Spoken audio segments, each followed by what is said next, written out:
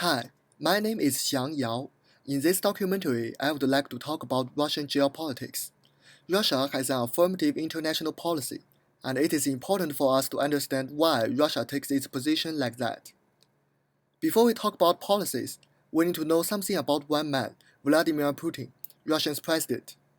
Unlike the United States and other Western countries, Putin has a strong control over his country. Russia's actions are mainly influenced by his attitude. Putin was a KGB foreign intelligence officer and entered into politics in St. Petersburg in 1991. He moved to Moscow in 1996 and quickly became acting president in 1999. He won the 2000 presidential election and was re-elected as the president in 2004. Due to Russian constitution, which limits the terms of presidency, he resigned in 2008 and was appointed as prime minister. In 2012, he won the presidential election again and has been the president of Russia until now.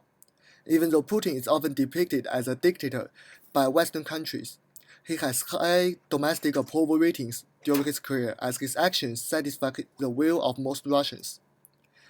Being a former KGB member, Putin is not a traditional politician.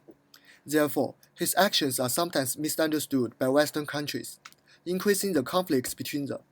Putin focuses on what he wants to say, while the Western politicians pay more attention on how he delivers his voice, such as his attitude. It is common in Western politics that announcement sometimes is just a slogan. However, for Putin, his claim will become action. As Putin noticed the Western countries cannot understand what he means, he has to deliver the message again, with more affirmative actions. Such mutual incomprehension happens as both parties cannot understand each other.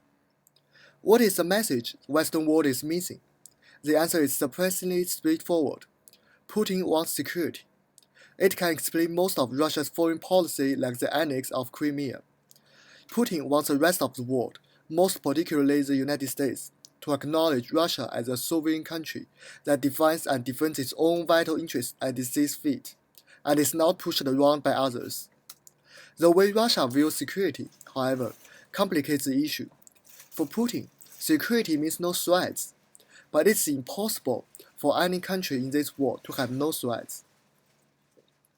Putin means to eliminate the threats are most backed up by military actions. By acting firmly on foreign affairs, especially on post-Soviet regions, Russia tries to secure its power. Many of the actions are criticized, but it is noteworthy that the expansion of NATO and other Western actions are ignored by media. There's no doubt that these Western actions in some way cause Russia to reaffirm its power over the land. Even though there are tensions between Russia and the Western countries, cooperation also happens when fighting the war on terrorism. For instance, Russia is willing to work with the US to settle on Syria crisis, although there are still some conflicts between them.